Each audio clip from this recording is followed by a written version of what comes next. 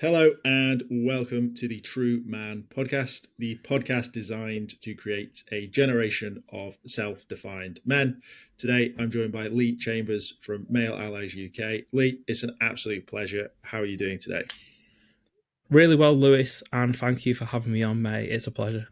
It is going to be a good one.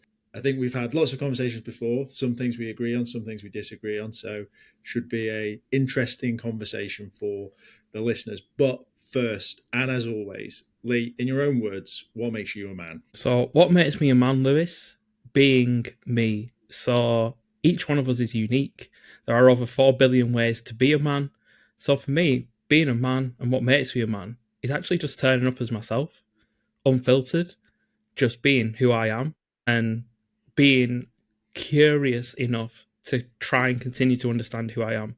Because we're not just a man when we're born. In fact, are we ever truly a man? I'm still in many ways just a boy navigating the world and learning. But I do feel that it's the journey and the experiments to find out who we are in a world that's constantly changing. And that's what makes me a man. And I think it's what makes everyone a man, finding who they are and then bringing that to the world. I think so too. I think it's really important that exploration is encouraged. I think it's something that's sort of missing. I would be interested to get an understanding of sort of when you came to that realization. Like, I know for a lot of men, they sort of still hold on to the ideas of masculinity, traditional manism, shall we say. When for yourself did that feel like more of a, you know what, I'm going to go my own way? Yeah, I think it's been chipped at numerous times by some of the adversity I've been through. So I think firstly, it was when I had some mental health issues at university and I ended up being extracted by security and taken home. And that kind of chipped away at this me trying to be the man who I was by looking externally and trying to get validation from others and finding I actually didn't and couldn't see people like me. So that caused me quite a bit of turmoil. I think the second kind of unpicking and chipping away at all the grime of society that had covered me was when I had to learn to walk again. And, you know, you fall down an awful lot when you try and learn to walk again. And it does make you think, you know, that all those things that I really cherished, kind of physical presence, mobility, independence, self-sufficiency. You know, I had nurses washing me in the shower, healthcare assistants helping me eat. It does make you think what actually is valuable and who am I with when things are taken away and what have I taken for granted.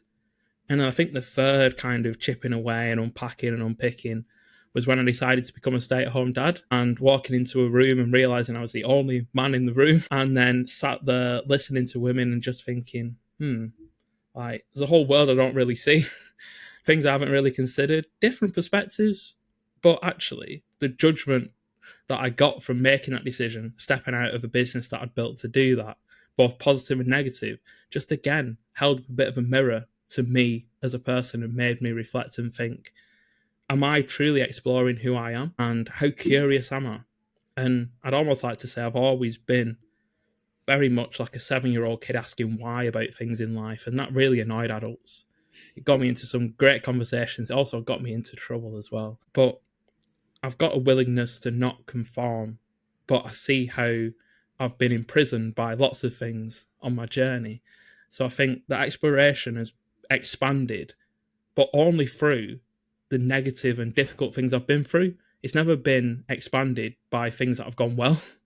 So I think we need to go through discomfort and struggle to actually start to realise there's a bigger playing field for us to explore as men. Do you think men as a whole sort of holding on to these sort of traditional virtues, they are quite surface level? It's interesting that you draw parallels to when you were sort of taken away from all of those options. You couldn't do any of those things. That's when this exploration sort of took on for yourself. Do you think a lot of men hide behind that? Do you think that's one of the problems, is I'm just going to be strong, dependent, breadwinner? Well, I think that there's power within those things when they're kind of done in a way that also allows exploration outside of them. I think if they become a complete barrier to exploration, then they can become limiting. But when combined with exploration, those are actually quite powerful things. They allow endurance on the journey of exploration. They give you the strength and fortitude to go through the challenge. They actually give you a strong anchor when everything's uncertain. So actually, there's power within those virtues. And I think sometimes the demonization of those virtues removes that anchor of stability that some men have and leaves them completely rudderless, which is really not helpful, because as humans, we need something to attach to. And the truth is, I reflect on my own father and many of the men that I speak to. Their fathers were, they operated in that way. They've seen that role modelled. Like, I grew up in a Caribbean household. You believe that discipline was important, because no discipline equals you are not going to grow up to be a good person, and you are going to know about it if you are not disciplined, because, we came to this country to give you an opportunity, and if you don't knuckle down and crack on, then you're not really living the sacrifices that we've made. So I think it's really important that we don't just automatically demonize those aspects. But if they become so entrenched that we can't explore, that does become challenging, because if those do get challenged, then it's challenging the very core foundational principles that we have. And it actually starts to remove the one stable aspect of us. I think it's a massive conversation, but systemically, Lewis, those things are still stuck on men from so many different aspects. And actually, in a purposeful, strategic way to individualize us so we can be exploited by, aspects of capitalism and beyond. So there's actually a purposefulness in how those shape us, because they actually do make us more vulnerable to being manipulated and misinformed.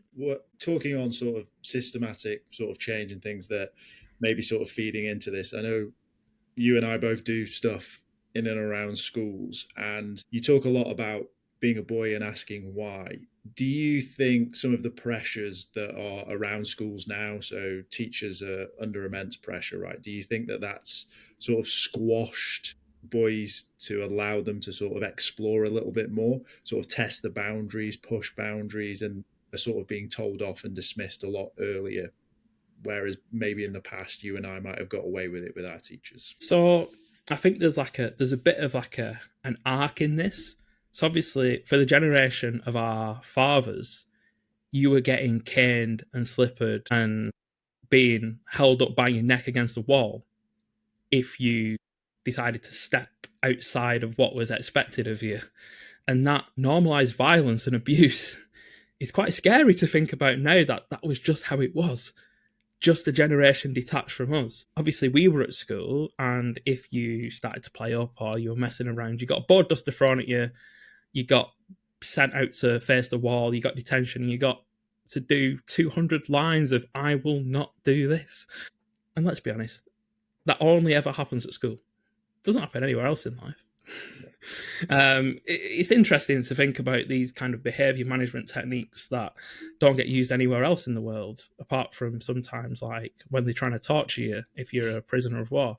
It says a lot about educational systems and so.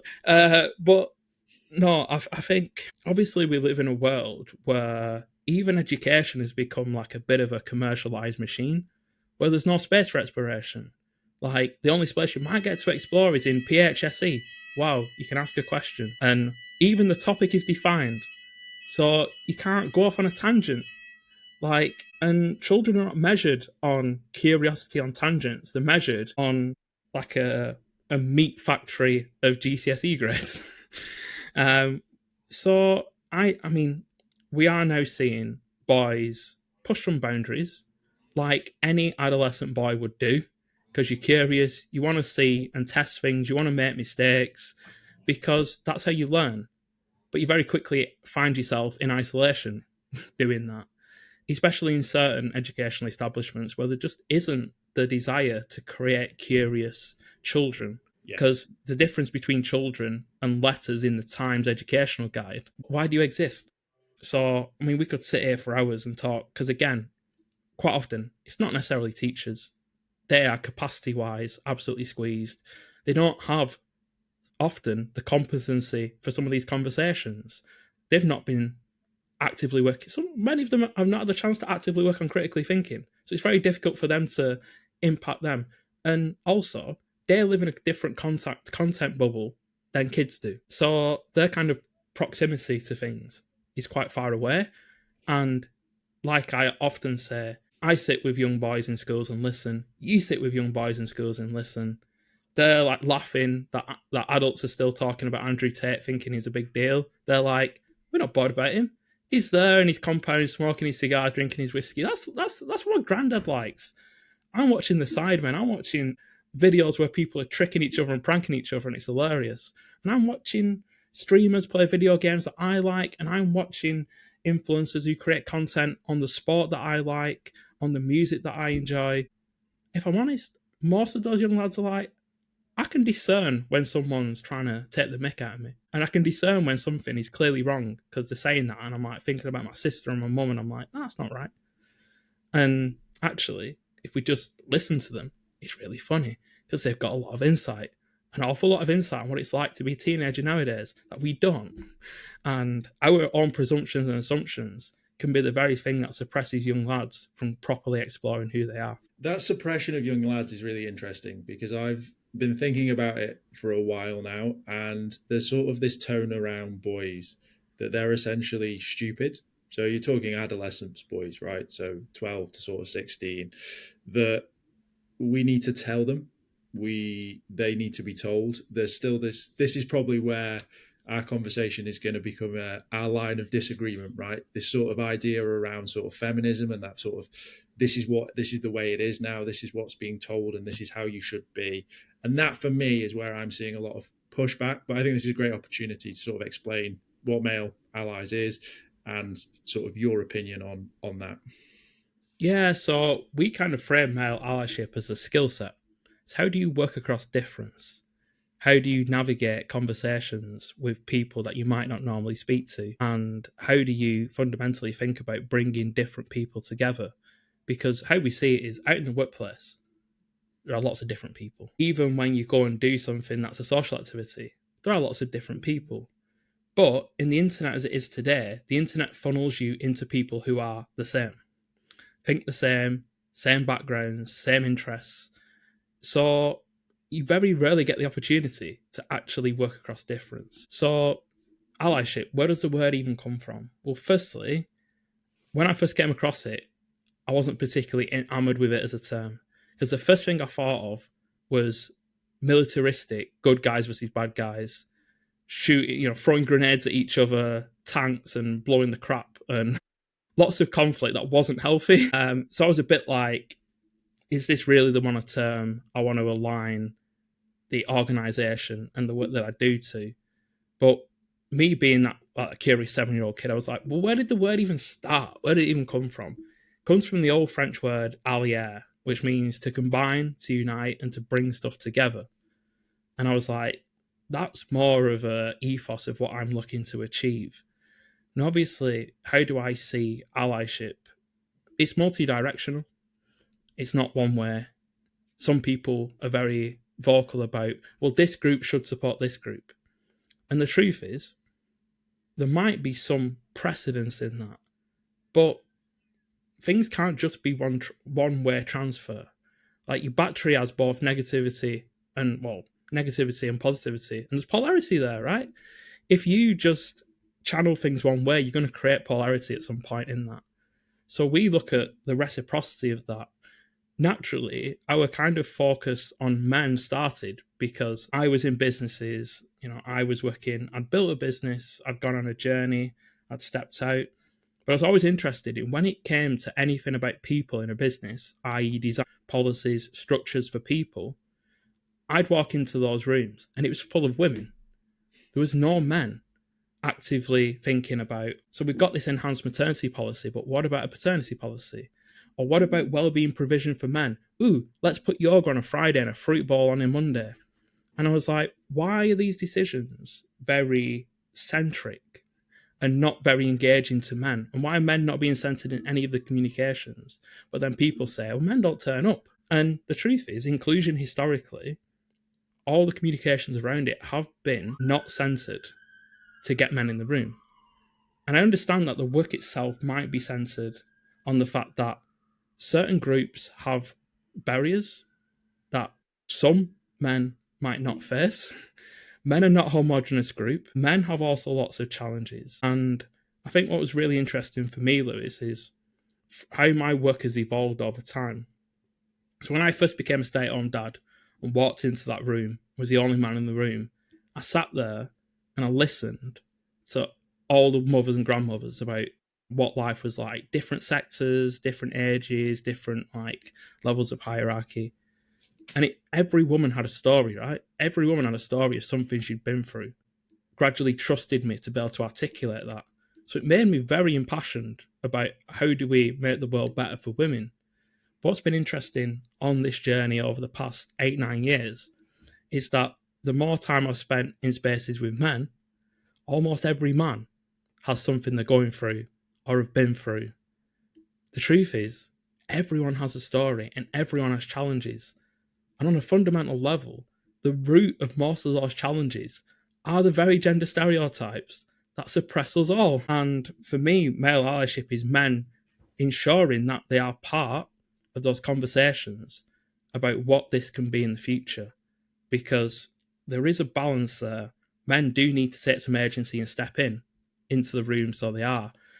Obviously, certain people need to make sure there is space for men to do that. And that's a point of friction in some of the current gender war situations that we find, when actually, if both sides keep pushing each other away, we're going to continue to have the same problems, and that's insanity, right?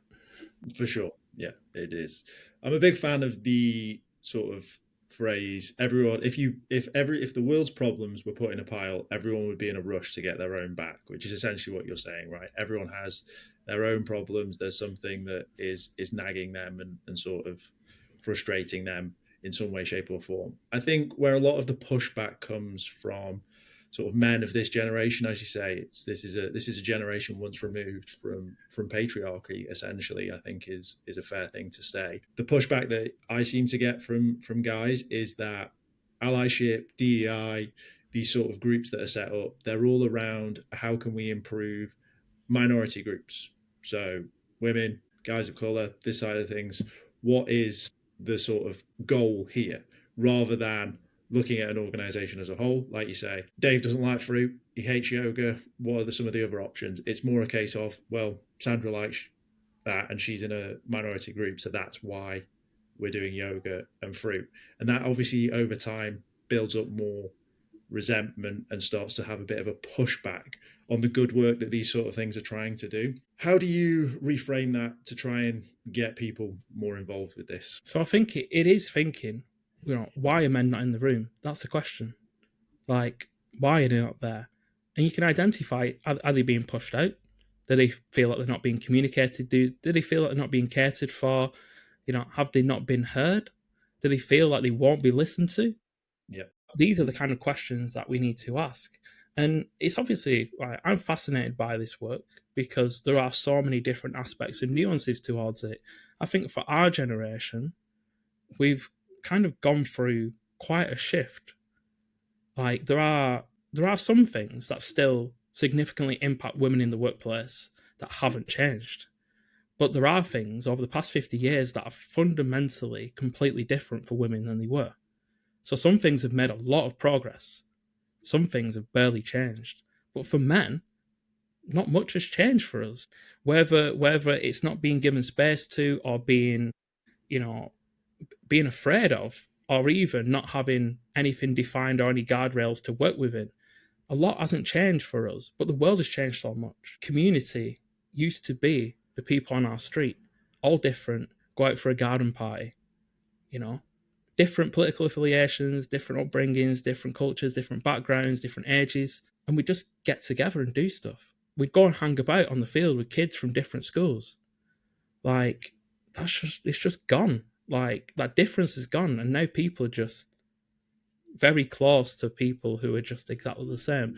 And that's doing us a disservice as humans, right? I think that for us as a generation as well, we become deeply tied to what we do in our everyday lives as our profession, as religion drifted away, as locality drifted away. And the damage I saw to other men when we got made redundant from our finance roles that it was literally their life. It's like part of their identity had been ripped out when they got made redundant. That hadn't been the case for my dad's generation in the same way. So for me, it's such an important conversation to look at what men are actually facing in society, because while on the surface it looks like we are more successful than our parents, because of the way the world has gone and the way things have inflated, many of us as men are actually poorer than our own fathers in a lot of different aspects, and not equipped for a world that has different expectations of us. Like, salaries haven't really gone up for men since like the 70s and 80s. In fact, we're poorer. But all these expectations upon us to be a provider in a modern world. I mean, I'm very passionate that men can be a provider. We shouldn't be expected to be the provider, because it's just not compatible in the modern world today. And that will just burn us to a crisp trying to do it. But we're still getting messages to be told to be that. And there's so many conflicting messages about what it means to be a man. Like, most men are just, firstly, confused as hell, because they're being told you should be like this, but don't be like this, but do this and be like this, but not that way. And open up and talk about your struggles, but not too much. And talk to people. But if they don't listen, that's not your fault. But you need to find someone to. It's just so confusing. And most men are in this gap in between what it used to be and what they saw from their own fathers, and this nebulous concept of what it means to be a modern man that isn't well defined or well structured. And, you know, the boys that we've spoken to, only 21% said they've got any kind of clarity on what masculinity is in the future. That's only 1 in 5 that's got some kind of clear idea of what they perceive it looks like and what it can be for them. So there's confusion there, Lewis, and there's a gap. We're all in between how it was and how it can be. One of the questions you say that we need to ask is, why are men not in the room?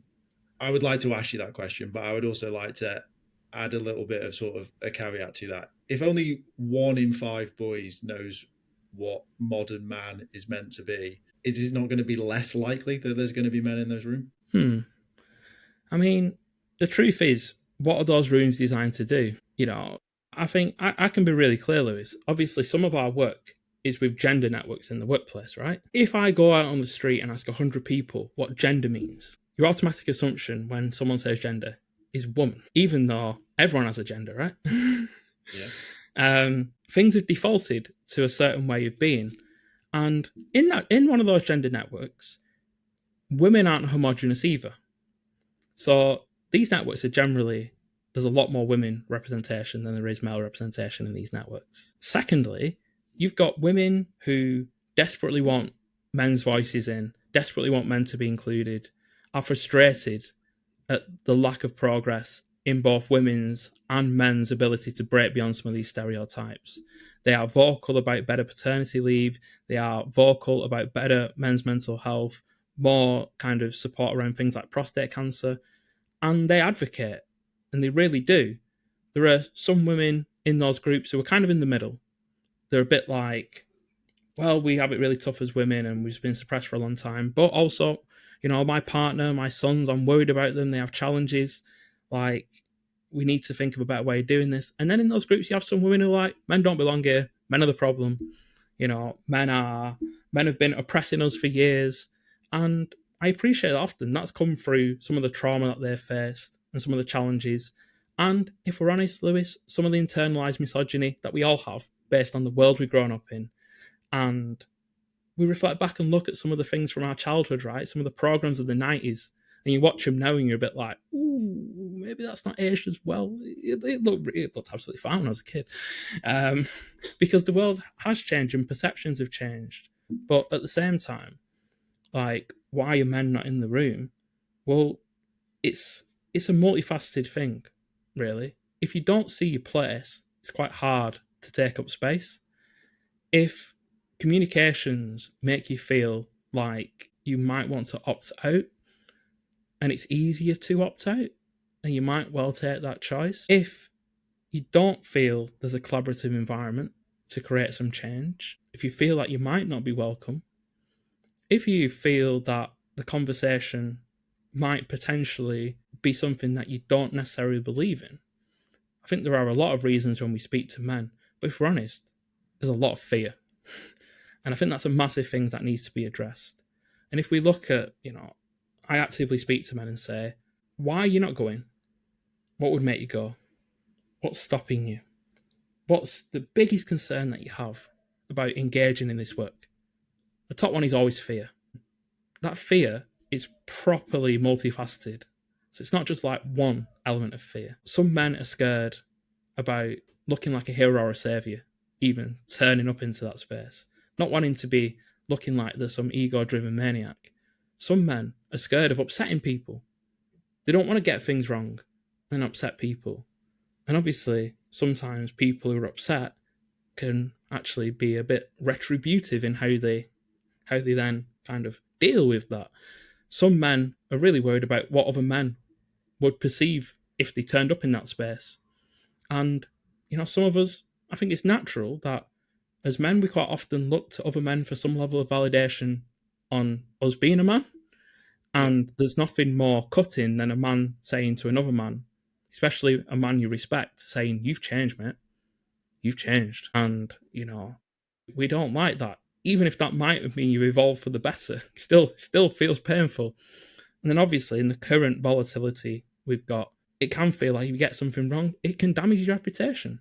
You can feel like you might not necessarily get cancelled, but get called out for making a minor mistake or saying something slightly wrong or terminology that was okay last year but not okay this year, which gets me really angry because, language matters, right?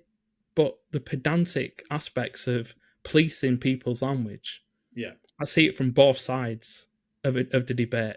It's just designed to just debase people for no reason. It really, really irritates me quite a lot. And then finally, it's the feeling of competence. Like, we live in an expertise economy. We're supposed to know our stuff. We're supposed to get things right. We're supposed to be able to have a really powerful, structured debate and really put our side across in a powerful way. But the challenge is, it's quite hard to do that in those spaces. Again, because of some of the volatility. Again, because if it's not a topic you've got a lot of familiarity with, it really can be quite hard. Judgment is quick and curiosity is low. Everyone's got an opinion, but not a lot of people got empathy.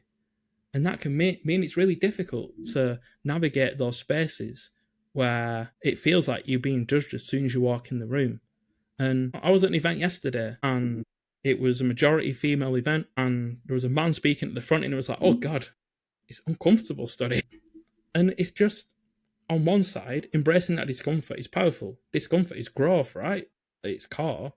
But on the other side, a lot of stuff in the space that I operate in is like hitting people with a bat around the back of the head. That never changed anyone. Yeah. All it did is it made them angry that they kept getting hit. It's kind of simple human psychology. If you keep hitting someone with a bat, at some point, they're probably going to grab it and hit you with it as well. And feel that they're justified to do that. So it is such a balance, because for as long as we've got people saying, you don't belong here, you shouldn't be here, and you're the enemy, are they going to turn up? Unequipped, open, vulnerable?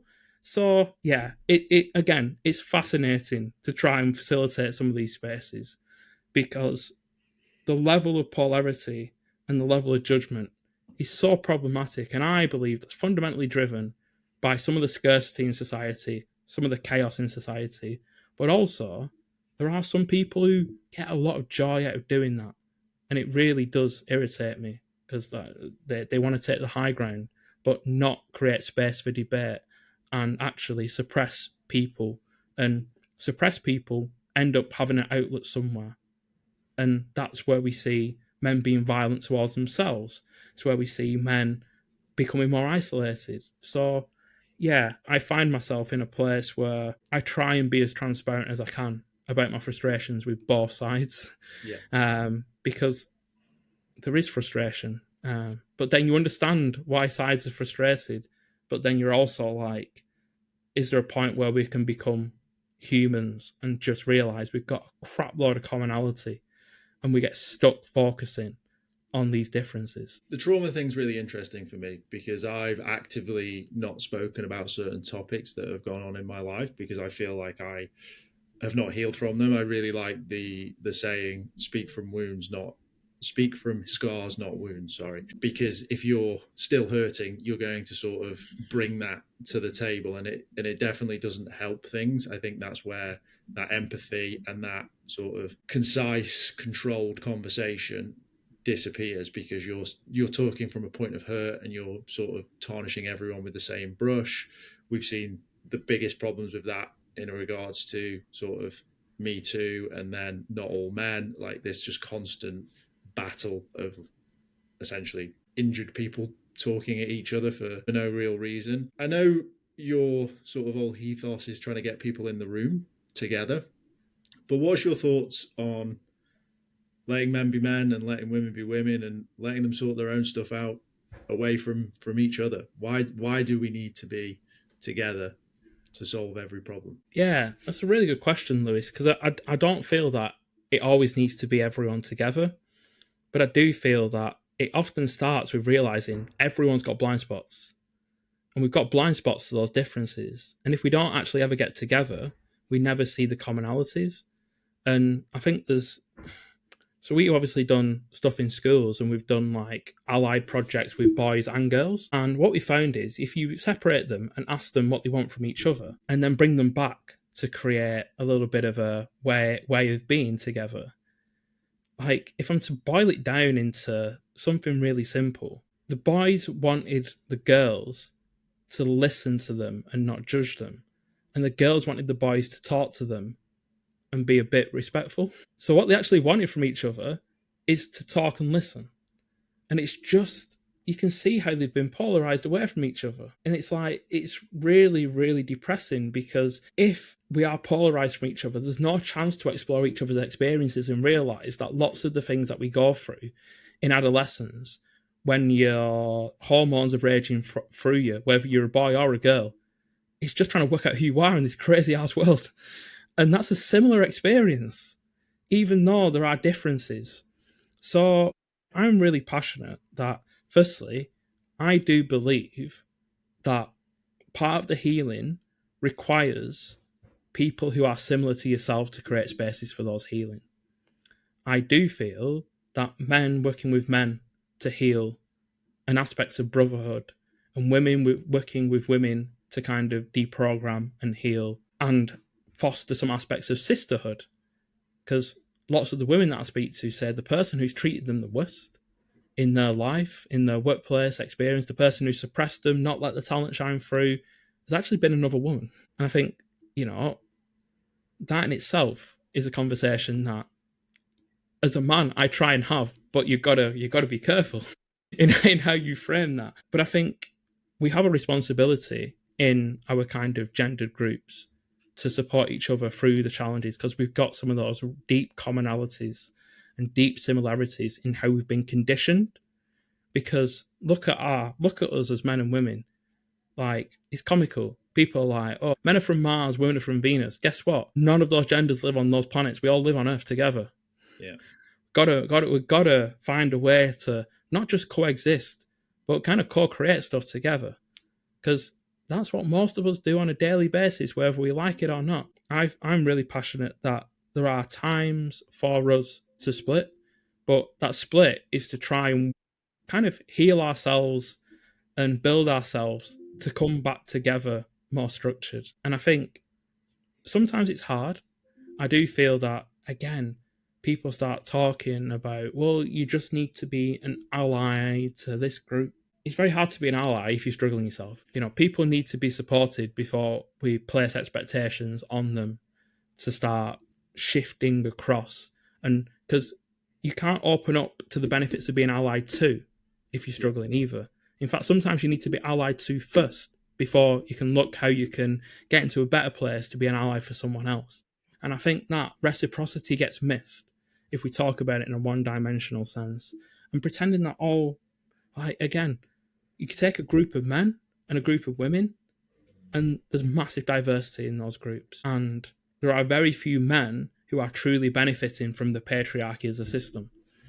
Because, we need to go there as a system. But then it's not a system on its own, Lewis. That's the thing. I want to talk about that. I want to talk about that can't say that word, so that's not going to happen. I want to talk about the sort of giving back, because I think a lot of men feel that allyship is one directional, but I really want to touch on sort of a group that we have both worked with and both have experiences with, which is boys from low social economic backgrounds, where the idea of the patriarchy, the idea of their dad having a mental health day, the idea of potentially even having a male role model in their life is non-existent. So the idea of supporting minority groups for them is so far away, because they don't even know where dinner's coming from in some of these cases. Where is the where is the give back to that group? I feel that's what's missing, right? Are you seeing Yeah, a change? yeah. I mean, it's really interesting because you take the perspective of a 13-year-old boy from a low socioeconomic background. He will have lots of influences in his life.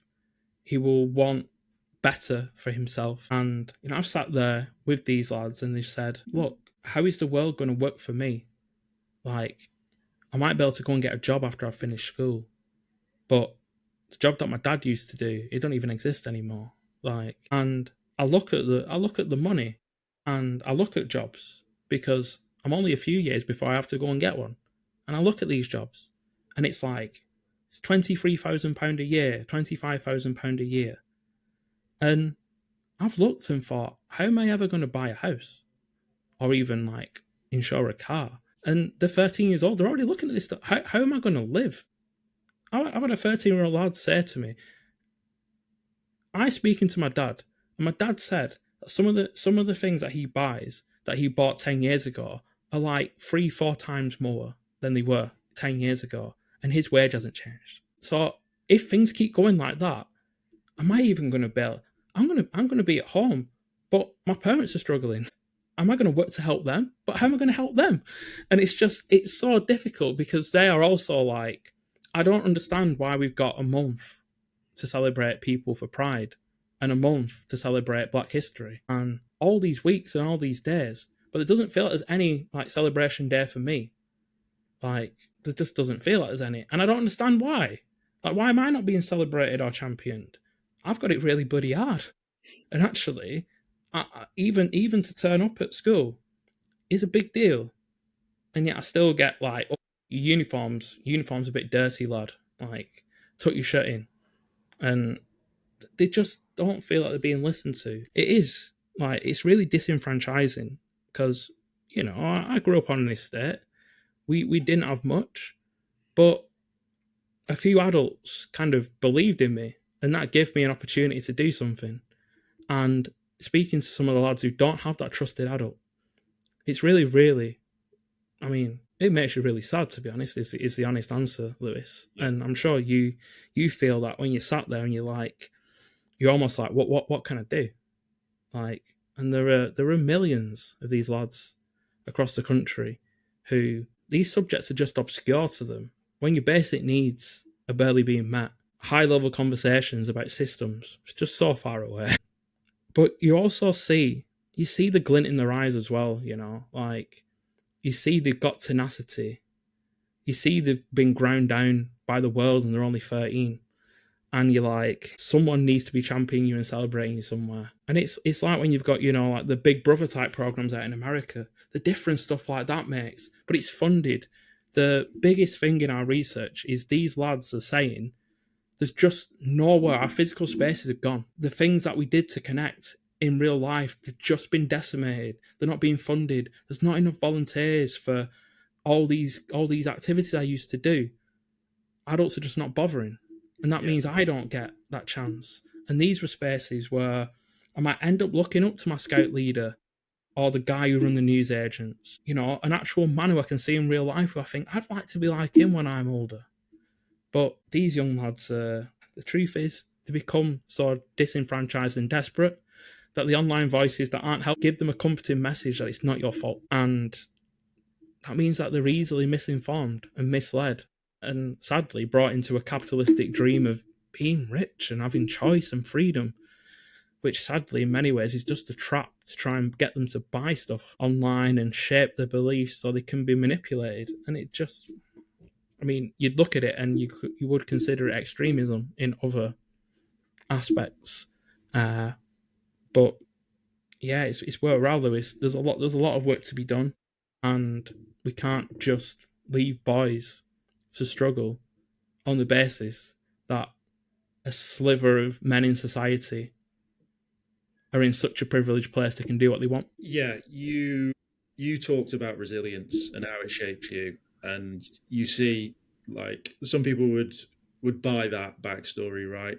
Rags to riches backdrop, rough childhoods, poor upbringing, but there was hope, right? There was this always this, if I work a bit harder at this and I do this and I do this and I can make it. That seems to have gone. The middle class seems to have disappeared. There doesn't seem to be a next level.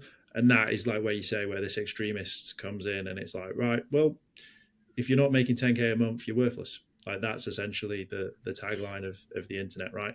And to be honest with you, inflation's so bad, I'm pretty sure that's going to be twice as much these days now as well. So it's, yeah, it is just getting insane. I don't know the answer. I wish I did know the answer for these boys. I wish there was something that we could start working towards. I think it's more conversations, allowing them to talk, right? But right now it seems quite far away. I don't know what your thoughts are on that.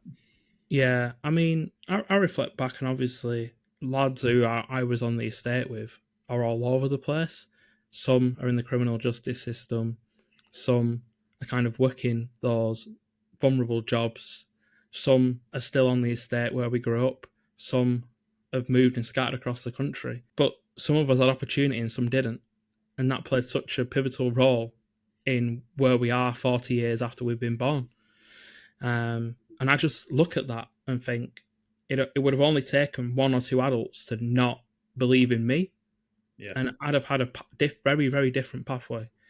And that's the kind of core I take into this work. The challenge is the way things are structured now to literally just suck the life out of 99% of the population. It was just exploitative. And the truth is, we can talk about patriarchy till we go blue in the face. Patriarchy is not about men and women. It's about classism and caste. It's about fragmenting people so you can extract them. That's what it is. And it's a very clever system that's divide and conquer, that's individualized people, that gets them focused on unrealistic expectations, on untruths that are put out by people wanting to be something and showcasing a version of themselves that's idealized. And while we're all distracted, they just continue to mine the earth of its resources, mine humans of their resources. It's just, I mean, that kind of stuff gets me proper down. But how many people can we inspire to come together? Like, some young lads are starting to say, I'm actually sick of this. Doesn't feel fair at all. I need to work out how I can be part of the change for the future. And, you know, there is hope. Like, some of the young lads I speak to are like, you know what, things are pretty terrible. But actually, I'm going to find a way. I am going to find a way. Yeah, they inspire me in lots of ways, Lewis, because they are growing into a time that's nothing like when we grew up. And we can look at the time and said, you know what, this recession and all this austerity stuff, it's terrible. Like, it's not fair. Like, how can we afford these massively inflated houses? I look at them now and I'm like, how are they even going to afford to feed themselves? And it just feels like so different because they're in this incredibly quick moving world where, and the stuff I'm talking to young lads around AI companions and girlfriends, and it's just, I mean, it's crazy. It's crazy. But these are things that we're letting be done to our children. That's what it comes down to at the end of the day, Lewis. If we don't care about our kids, if we're willing to outsource that parenting to nefarious companies that don't give a crap, what are we going to expect? The challenge is many of us, like you said, a little bit wounded from our own journeys, and we need to heal our scars and then wear our scars as medals and use those scars as, you know, walking with some pride with them, because many of us have faced some of those lacerations and We just need space to heal. We need to work to heal together, but not forget that young people are getting very, very damaged, very, very young by the world that we're in, and the education system isn't necessarily a place of healing. Let's just say that. Well, let's touch a little bit more on that hope side of things. What in the men and boys space right now do you really like, and what do you want to see more of in the future? So I think in the men and boys space, firstly in the men's space, what I'm seeing is the current pushback around DEI, while looking like a challenge on the surface, is actually now having organisations asking, why are men not engaging? Why are men resistant? Why are men not part of the change? And that's the start. That's the start. There's recognition now that men are not in the room. And therefore we can ask questions about why not. And work like ours can become something that actually becomes a tool to think about why, assess why, and start to actually work on men's inclusion and inclusion. In the boys space, it is the fact that I'm finally starting to see some collaboration between some of the entities that are already doing this work. Obviously, adolescence had its good side for amplification. Never show crap like that in schools, for the love of God. But I am starting to see some collaboration and more reports and focus, and that needs to happen to be able to bring boys' voices into policy and change, with a realisation that while adulthood is the most effective marketing campaign that exists on the planet, welcome, you're a binary age now, welcome to adulthood, here's what you're supposed to be like, absolute crap. Is that actually we're starting to have some of those conversations, and there are more men coming together, like we had the pleasure of doing at Danny Ellie's with Jack, that are actually thinking, how do we do this unique work that we do in different ways, but actually come and support each other? So there is finally some collective movement, both from a research perspective, a policy perspective, and just getting together and supporting each other. Lee, it's been an absolute pleasure. If people have liked what they've heard and they want to hear more, where's the best place to find you? And I will leave the final thoughts with yourself. So the best place to find me was being slightly annoying and professional TRUUMAN on LinkedIn. You can also find a bit more at leadchambers.org. And for everyone listening, just don't forget, like, your kind of manhood is based around who you are. Don't let other people tell you how to be a man. Go out there and find out who you are through tests, through challenge, and just own it. There are so many different ways. Just be your way. When I was younger, I went to search what it meant to be a man and got lots of conflicting opinions and ended up confused. And then I just realised, wait a minute, you just find it out for yourself. And it takes time to get those keys to open up some of the doors inside you that you've never opened. But you know what? It's the best journey you'll ever go on. And you're the biggest experiment you'll ever undertake. So just get curious. Stop judging yourself.